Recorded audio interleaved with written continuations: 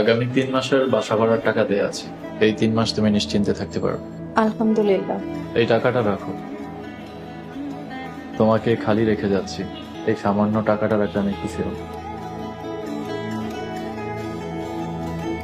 এটা আমার স্বামীর দেয়া শেষ উপহার, ফিরিয়ে দিই কিভাবে? আমাদের ডিভোর্সের 3 মাস না হওয়া পর্যন্ত এই কথাটা তোমার বাবাকে না জানানোর কথা বলেছি।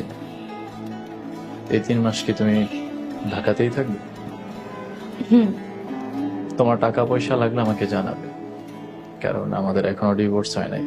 যতদিন না আমাদের ডিভোর্স হচ্ছে ততদিন তোমার যে কোনো প্রয়োজন আমাকে অবশ্যই জানাবে। আর যদি বলো আমি আমার বাবার কাছ থেকে বলে তোমাকে 10 লক্ষ টাকা। রবিন, তোমার যাওয়া দেরি হয়ে যাচ্ছে। আসি, ভালো থেকো। আর কোনো সমস্যা হলে অবশ্যই আমাকে জানাবে।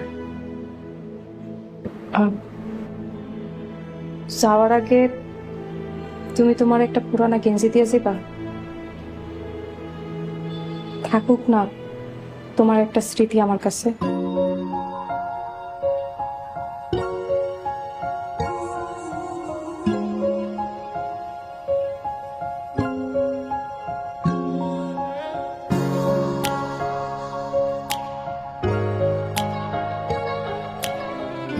মন খারাপ? একটু মন খারাপ হওয়াটাই স্বাভাবিক। প্রায় 4 মাস তোমরা একসাথে ছিল, একটু তো মন খারাপ হবে। মনে হচ্ছে শাহজাদিকে সাগরের মাঝখানে ফেলে চলে আসলো। নিজেকে অপরাধী মনে হচ্ছে। এমন ভাবার কিছুই নেই, আমি তোমার সব দুঃখ কষ্ট ভুলিয়ে দেব। এবার একটু হাসো প্লিজ। কিন্তু একটা কথা স্বীকার করতেই হবে, মেয়েটার মনুষ্যত্ব অনেক স্ট্রং। কিভাবে হাসি মুখে বিদায় দিল। এমন কঠিন পরিস্থিতিতে কেউ স্বাভাবিকভাবে বিদায় দিতে পারে, এটা আমি নিজের চোখে না দেখলে বুঝতে পারতাম।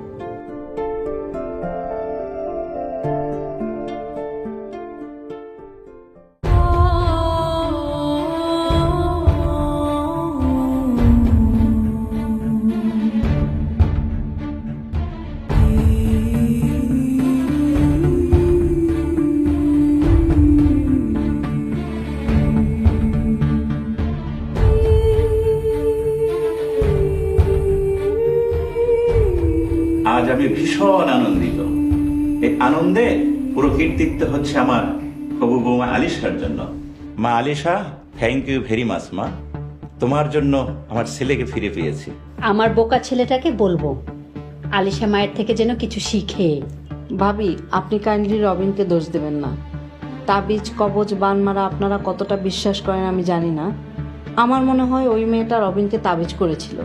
গরিবের সন্তানরা নিজেদের উন্নতির জন্য কাজ না করে চিন্তা করে কিভাবে বড় লোকের সন্তানদের পটিয়ে বড় লোক হওয়া যায়।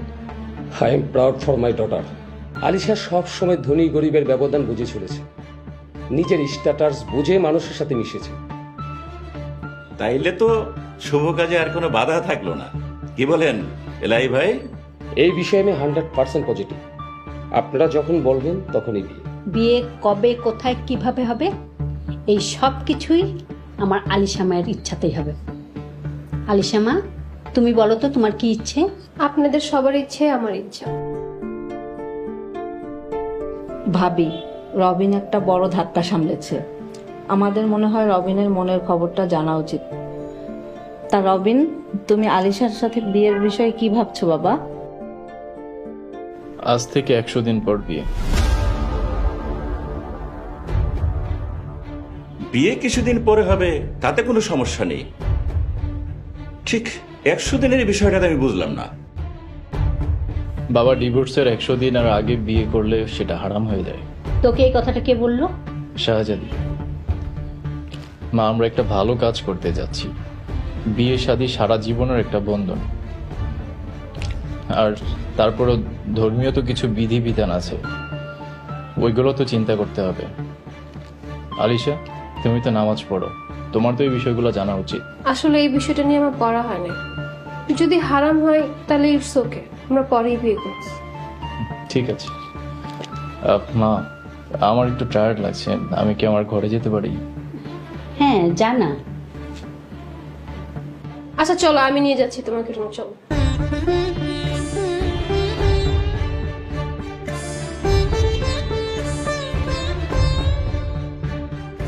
রবিন, তোমার কথাতে আমি মুগ্ধ।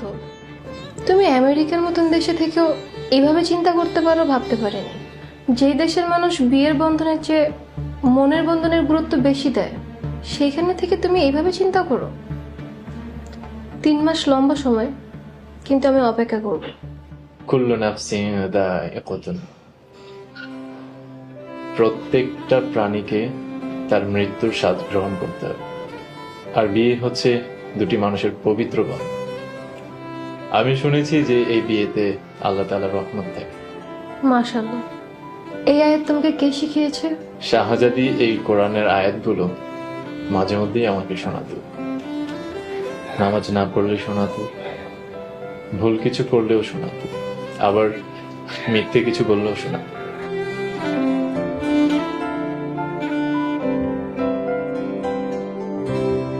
কি হলো?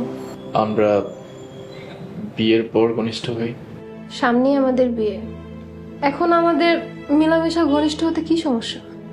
আলিশা, মানুষের 1 সেকেন্ডের কোনো গ্যারান্টি নেই। যেখানে আল্লাহর হুকুম না থাকে সেখানে বাসরঘর সাজানো থাকলেও সেটা নিমিষেই তছনছ হয়ে যায়। খুব ভালো, ভালো লাগা আরো বেড়ে গেল। এমন পুরুষ আমি জীবনে দেখিনি। দেখছিনি মানে কি আলিশা?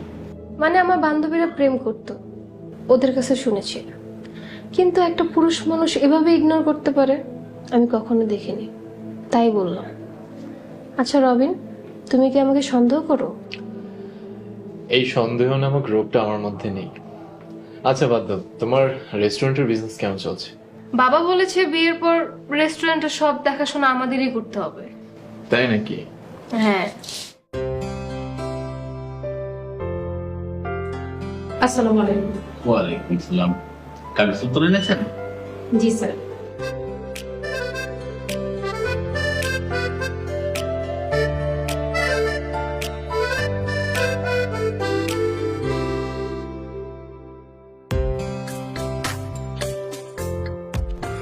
Very impressive. আপনার রেজাল্ট তো অনেক ভালো। তা এখন কি করছেন? আপাতত বেকার। আপনি কি বিবাহিত? Actually divorce. 1 মাস আগে আমার হাজবেন্ডের সাথে আমার ছাড়াছাড়ি হয়ে গেছে। ইফ ইউ ডোন্ট মাইন্ড, আপনাদের ছাড়াছাড়ি কেন হয়েছে জানতে পারি?